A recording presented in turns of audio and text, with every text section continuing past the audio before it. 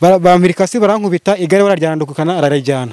Rero niyo umuntu waguhohoteye uri kumureba ubona nta mategeko ari kumugenga, ubona ari nk'ari kwidegembya no gukira ntukira rwose. Bari bahamenaguye manange maze nk'iminsi nk'itanu ndyamye abinjiye mu nzu yibonye n'ahantu asohora inyundo. N'abandi yagiye akubita akoresheje iryo jambo ngo ntabukererwemo. Ubwo yavuze ngo ntabukererwa mu kazi no gukubita. Nawe buri hano akabivuga uziruke ntuzahagarare.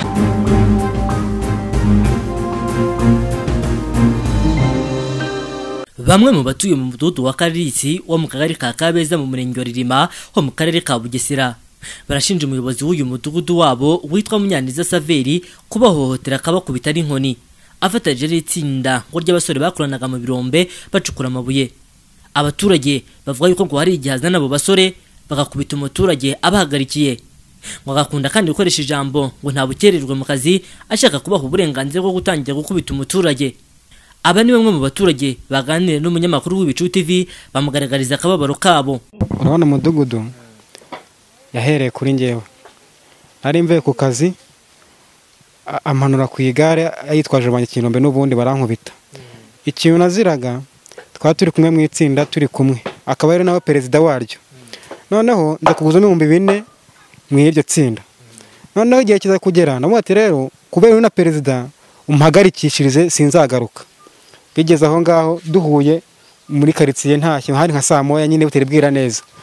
Ngiye kumva ngo ntabukererwa. Umva abantu barampanuye ku igare bampirikasi barankubita igare bararyandukana ararajyana. Arijyanye rero nibwo nese nkurikirana igare hano rirenge bimenye naho rirenge n'umuntu urijyanye mukurikiye muri kumuzana igare ryanjye rijyanye n'abategeko kuvuga ngo nawe yarijyanye abinjiye mu nzu yibonye n'ahantu asohora inyundo. Umusaza baturanye ni wayimwambuye nende gumunga nje mu mundi mudugudu wa Karambi mva mu Karisi kugira ngo bigaragare ko ari kunyiyenzaho yazanye n'inyundo. Ibyo birarangira rero nuko nakubiswe iranga mu nda ihatera ngiye kwa gitifu naho ndajyayo arambwira ati rero ngo bajyana ku irembo bwa dekara iranga munanyigaruke ngo ntagaruko ngo bahana ngazamushaka ngo ngamugorore ngo tubyumvikane. Ari nde bikubwira ari gitifu w'akagari? Gitifu w'akagari ngo azamugorora. Ndategereza ndaheba kubw'amahirwe rero hashize nk'iminsi nk'itanu mbona umuntu wayitoraguye mu 1,000 ibintu birarangira. Inshuro ya kabiri nkubitwa n'ubundi naje mu kibazo cy'umubyeyi wahanga nje gukiza ari gukubita inkoni nk'irabageragize inka akajya kubita nuko bayobora nimba ari byo 20 babariye umukobwa mutamutanze umukobwa wanyu nuko bayobora. Ngiye kumva ngo ntabukererwa nanone twa turahanga bankubute hanga bangeza ku irembo ry'iwe nahanga bangeza ku irembo ry'iwe. Ubu namaze iminsi nk'itatu ndyamisha hanga inyuma kuko ahana bari bahamenaguye manange maze nk'iminsi nk'itanu ndyamye kugira ngo mbone gutera agatege ngo ntabukererwe n'ijambo ntabukererwe mu kazi. Afite abapampe ngo n'abanyakinombe nibo bakubita abantu bakabahindura ibimuga kandi ntacyo bazabamarira. Nuko bimeze muri mudugudu wa Karere. Abaturage ibyifuzo byanyu mwumva ari nk'ibihe? Twumvura mukuru w'umudugudu nk'ubuyobozi bwamwegera bukamugura bukamuhana bakamubwira ko ibyo akora atari ibyo atari kubayobora. Ingoma yakubitishaga igitugu yararangiye. Turi muri FPR rero nta nkoni kibamo n'inka nigikubitwa urakubita umuntu ukamumugaza. Nicyo kibazo mfite ngewe. N'ubusanzwe se akomeza kugenda arenganye n'abaturage bisanzwe. Baba we none se nkeje ubunonye nko bakubwiye hari nka saa 4 twumva induru ziri kuvuga narabyutse ngeze ku muhanda nsanga umuntu bamugaritse ku muhanda nyina nko abyutse kuko amukubitiye mu mbuga yiwe ati umuntu kujye mujye kumwicira iwanjye bimeze bite. Uwo mudamu iri kinyagashape nyine hejuru nta kintu yambaye sinzi umuntu waturutse inyuma mu kwisurushye atako turi mudugudu bamara narangera muhirika atamukana cyase akajya kubita hasi n'umugeri gutya amuhonyanga hasi akumukubita n'umugeri mu nda kuko byarabazwe rero aza kugira ikibazo agiye mu Nyamata kwa muganga baramuvura. Urumva nuko rero kandi ubwo mudugudu arahangaha n'abanyondo barahangaha umwe n'ikintu cyatubabaje kugira ngo umudugudu uranga n'abanyondo bahagaze ahangaha umuntu akubitwa nawo uri umuturage ntago wajya kwitamika mu byo bintu urabireka kubiresha amaso ukabyihorera. Nuko bimeze maze kwitwana bagera muri bangahera bagera muri 5 bikora ntiyakubiswe bikagarukira Mumini we yari rukanze umuntu nuko bigenda nta bukererwe niyo katayiwe. Turashize rero mutuvuganire rwose ahantu habone ku mutekano kuko nibitagenda uko nguko hano hazaga umuntu kandi mwakagombye kumwaturenganwe n'abaturage. Mu mudugudu wa Karere akagari ka Kabeza umurenge wa Ririma muri no minsi nanjye nahuye n'ikibazo umuntu arankubita bijyana njya mu bitaro. wakubiswe nande? N'umugabo duturanye, ubwo hari mu masaha y'ine. Numva umuntu bari kumukubita ariko na mudugudu yari ahari n'abanyerondo. Umuntu numva ari gutaka, ubwo ndasohoka ndabaza uwo muntu arazira iki ko hari muri abayobozi mwamutwaye neza aho mushaka kumutwara, kuko barimo bamubwira ngo najya imbere bamujyane ku kazi asumufunga. Avamo arankubita imigeri yo mu nda kubera byarambaza ndangirika njya no kuri ADPR kwivurizayo. Ubwo mvuye ndagiye mu mudugudu arambwira ngo ibyo nta mwanya yabibonera, yakora mpamagara gitifu ndamubwira ati mudugudu nahuye n'ikibazo ndi kukimugezaho akambwira ngo nta mwanya bifitiye. Gitifu nawe muregeye yanga kunyumva, yakora nitabaza ribu yariri mu nzira yo kugikemura ariko nayo ntabwo iragikemura neza. Araduhohotera ugasanga ukubiswa areba wanamugezaho ikibazo akanga kugikemura, nawe akaba ari we ubagutereza. None ubu ngubu umeze ute se wowe? Njyewe ntabwo ameze neza rwose, baranyangirije cyane. Cyakora ribu ubwo yari yantumye abatangabuhamya ndabajyana, umugabo nawe bamuhaye komplikasiyo yanga kwitaba. Rero niyo umuntu waguhohoteye uri kumureba ubona nta mategeko ari kumugenga, ubona ari nk'ari kwidegembya no gukira ntukira rwose. Ariko hari abantu ngo mudugudu akoresha kugira ngo abahohotere b'abanyakinombe, iyo avuze ngo nta bukererwe rwose baragukubita, ubwo abavuze ati kubita, kuko umugabo yankubise ahagaze ukuntu n'abanyerondo rwose, ubwo kuko yabanje kumugeraho arangije, kuko yaje nkubita avuga ati ubundi surinda uzuvuga ngo arazira iki kare kose waruriye. Turashaka kuvuguruza mudugudu. Ubwo rero umuntu umudugudu niba yarumvishe yuko umuntu mushigikiye aravuga nawe akubita bankubita reba rwose abe no kuvuga ati uwo muntu azira iki, kuko na moto yaje kuntwara yaravuze ati si uyu muntu azize iki. Umumotari wanjyanye kwa muganga.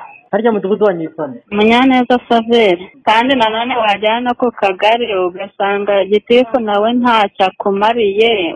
Rero nkatwe abaturage tuba tuzi ngo ubwo nyine ni uguhohoterwa ubundi tukituriza, nta yindi kivugira tugomba kugira. mwaba mwarigeze mugera ku murenge?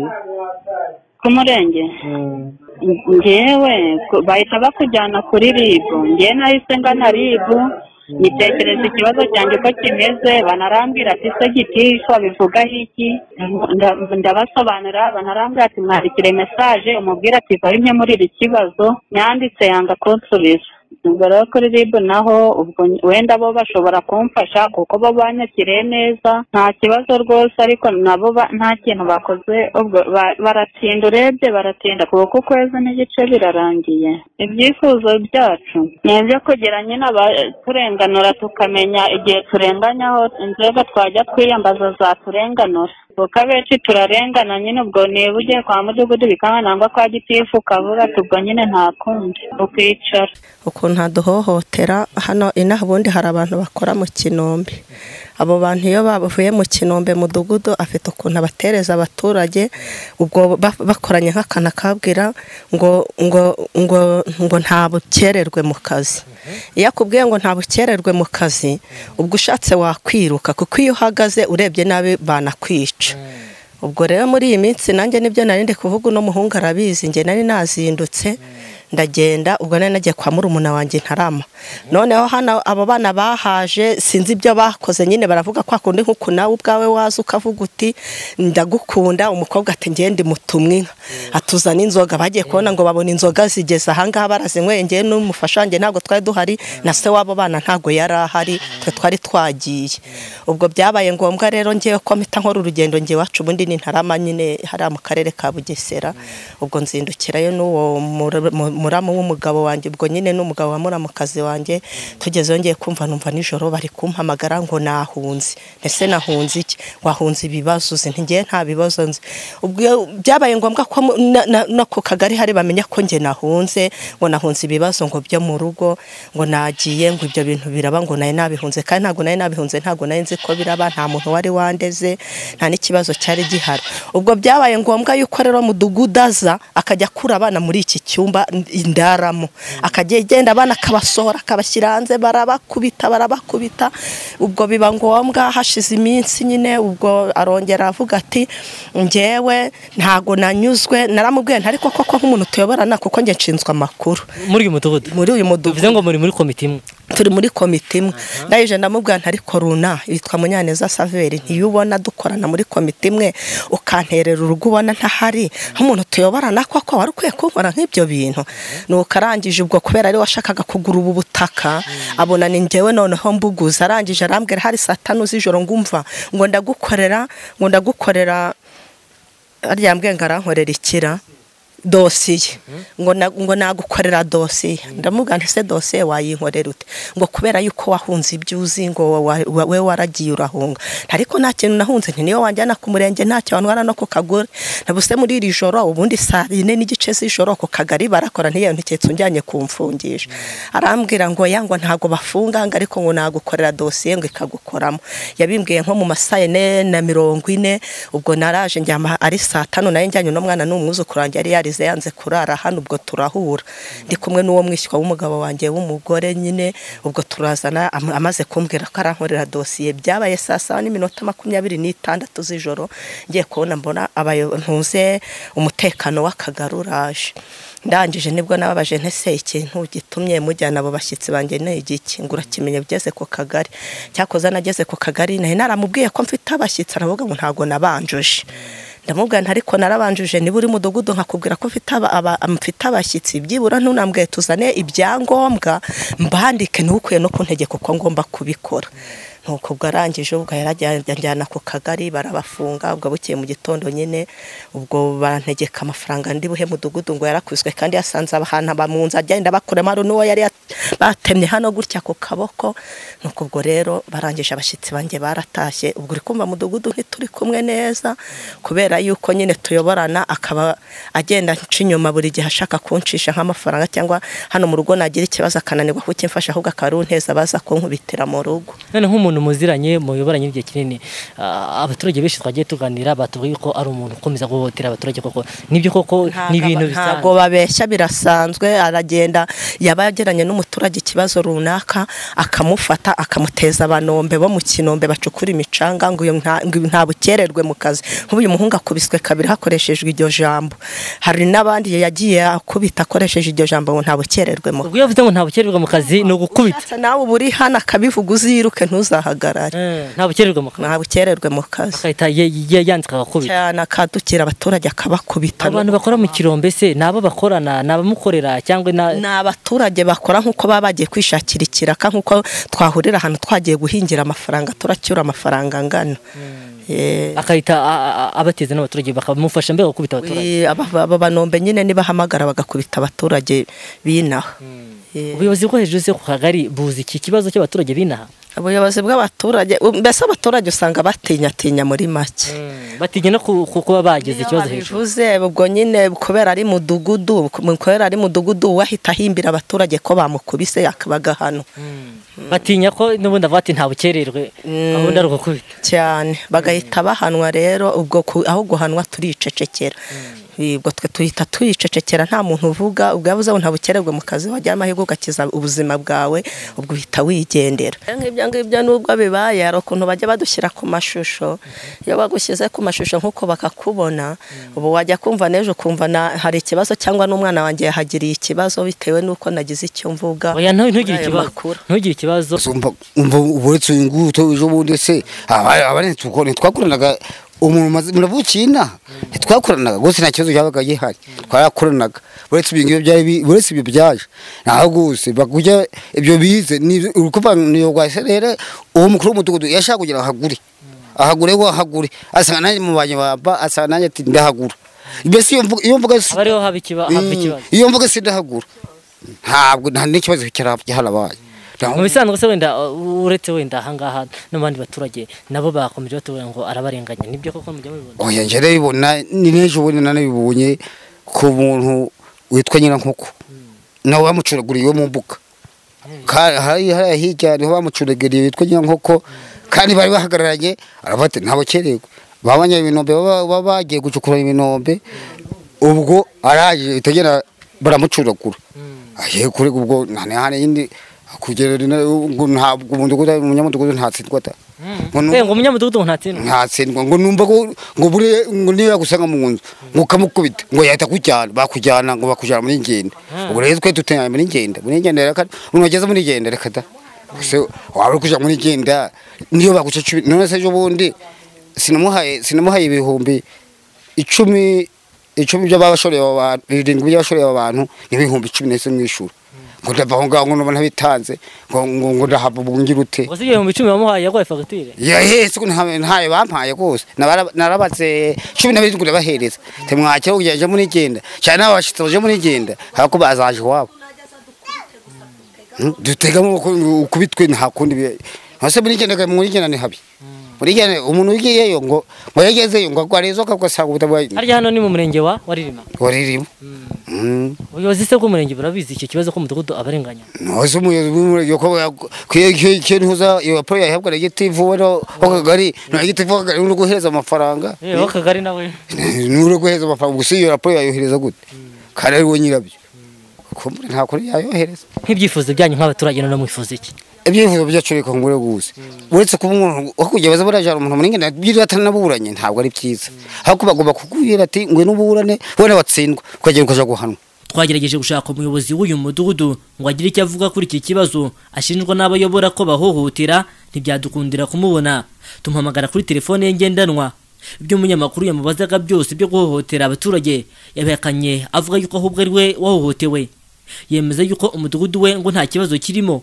kukijyanye n'ijambo nta bukererwe akunda gukoresha guhohotera abaturage yavuze ko ari ijambo bakoreshaga bakiri mu birombe kuko mbere yo kuyobora uyu mudugudu ngo yakoreraga mu kirombe akavuga ko ari ijambo risobanura kudakererwa mu kazi twamubashije ibyabo basore bakorana bajya habaye ikibazo avuga yuko ari abaturage nk'abandi mbere abo basore bajyaga bahohotera abaturage ariko ngo byacitse ngo kuko ngufashwa bihanirwa mu kiganiro cy'iminota itari mikeya n'umunyamakuru w'IBICU TV yagendaga hakana yivuye inyuma amakosa yose ashinjwa n'abo baturage ayobora gusa avuga yuko hari ikigiye gukorwa umutekano mu mudugudu ayobora ukiyongera aha yavuganaga n'umunyamakuru yewe aya makuru rero ntabwo nyazi neza kubera ko yewe ndi umuntu w'inyangamugayo bankuye mu kirombe banje mu mudugudu kuko umutekano muke babona guhari ariko ayo makuru yandi y'abantu bahohoterwa aho ngiriyeho ntabwo nyazi neza nta bantu mujya muhohotera mufatanije n'abo bantu bo mu birombe niyo makuru dufite yuko hari abantu mufatanya bo mu birombe mugahohotera abaturage mubakubita nta muturage urakubita ngo ajye no kwa muganga ajye kwa muganga yego ahubwo njyewe nagiye mu kibazo cyahagana haruguru y'aho duturanye yezemo nk'umuyobozi w'umudugudu ahubwo ndahahohoterwa ahubwo abanje njya kwa muganga aho uri kwa muganga n'ubu narindi ku kagari gitifu ari kumbaza ati bimeze gute harakize ariko hari amakuru y'abaturage atari umwe atari bangahe dufite uko ngo twarahaje muri umudugudu wanyu batubwira ko mubahohotera mukabakubita sinzi impamvu rero ko mwahaje sinzi impamvu rero wenda kandi n'ubuyobozi bw'akagari icyo kibazo burakizi sinzi impamvu amakuru rero yo guhohotera abaturage yo ntayo nzi kuko none hari ijambo mukunda gukoresha ngo nta bukererwe mujya gukubita abantu nta bukererwe muri dushatse gusobanura iki iryo jambo rero nubwo bashatse kurivuga nubwo bari kubwira abo barikoresha mu kazi bari gupakira abandi barikoresha nyine abo banyakirombe barikoresha mu kazi bari gupakira ni ijambo risobanura kwihuta ko gupakira kugira ngo imodoka idatinda ni ijambo ntabona uburyo ngusobanurira mu buryo bwihuse none ko mukunda kurikoresha mugiye gukubita abaturage hari bamwe twaganiriye n'abaturage benshi bavuga bati akunda gukoresha ijambo nta bukererwe ubwo abantu bo mu kirombe baba bari kumwe bagahita bataka nyine bakubita kubera iki mukoresha aba bantu cyane ko hari umuturage waba yarageze ku kagari wenda avuga ngo barankubise nk'abanyakirombe naba bankubise se niba byarabayeho wenda ndi umuyobozi w'umudugudu ku kagari ntibagerayo ubuyobozi bw'akagari nabwo iki kibazo barakizi babwira ko ngo buzagerageza kubagorora ariko nta kindi kintu bakoze hari umuturage wari wahohoterwa se byibura aho ngireho ngo agere ku kagari ngo binanirane barahari yego Yewe umudugudu muri rusange mbona muri iyi minsi umeze neza nta kibazo cy'umutekano hari ni nk'ibisanzwe mbese. Nk'umuyobozi w'umudugudu ubanye ute n'abaturage uyobora se? Mbona ari nta kibazo rwose gihari kuko mbona iyo ntumije inama se ko baza kandi ko ibyo bibazo batabingezaho ko na gitifu aza akabaremesha inama ko batabitanga ahubwo bakabashaka kubitanga wenda mu buryo bw'itangazamakuru. Hari abaturage barenze umwe bagaragaza yuko mubahohotera bakifuza yuko wenda mwakwisubiraho. Sinzi rero icyo mugiye gukora wenda nyuma yo kumva icyo kibazo. Nyine n'ubundi icyo nzi nuko nsanze mfatanya n'abaturage kuko nimba nkoresha abantu 20 kandi ntabwo ari njye mbakoresha ahubwo bafite ubakoresha uretse wenda ko icyo gihe nari mbahagarariye uretse ko ubu ntakibahagarariye kubera nabaye umuyobozi w'umudugudu ubwo bashatse undi ubahagarariye ariko bivuze ngo abantu 20 mu mudugudu urumva ntabwo ari bo kibazo cyane. Abo 20 n'abiki? Nabo bakora mu kirombe nyine ndi kuvuga. Kuki ari bo bantu mukunda gukoresha nk'iyo mugiye ahantu habaye ikibazo runaka abantu kuki mukunda kugendana? Oya ntabwo ari ukubakoresha rwose ibyo ntabwo nabyemeza ngo ni ukubakoresha. None nyuma yo kumva iki kibazo murakora iki? Nyine umuntu yagifatira umwanzuro akabaremesha n'inama sinzi nimba twabaca wenda ahantu habereye ikibazo namwe mwatugira inama. Hari n'abaturage rusange kuko cyane n'abaturage n'ubundi batuye mu mudugudu. Ibyo byabagaho mbere ariko ubu ntabwo bikiriho rwose. Mbere barabahohoteraga? Mbere dore ukuntu byari bimeze. Ibyo byabagaho ariko bakabafata bakabashyikiriza mu nzego kuko harimo n'abafunze. Ibyo byo ni nk'ibintu bisanzwe ntabwo wavuga ngo ni kariri cyonyine bisa. Ubu nta n'ikibazo gihari kubera ko n'ikirombe cyarimutse kijya mu mudugudu wa Bidenyi. Urumva njyewe nta nubwo bikindeba cyane kubera bimutse bakajya muri za Bidenyi. Erega iyo bibaye ngombwa ko umuntu ahohotera umuturage twe turamufata tukamushyikiriza ubuyobozi kuko njyewe nimba mpamagarariye umudugudu hari ubw'akagari buhari hari abo nafashe bajyanye. Ubwo rero n'uwo muntu wenda waba barakubwiye ibyo bintu agaragaje abandi bantu nabo twabikora ariko ikibazo kigakemuka cyane ko ari byo biri mu nshingano ibyo umuntu aba aharanira.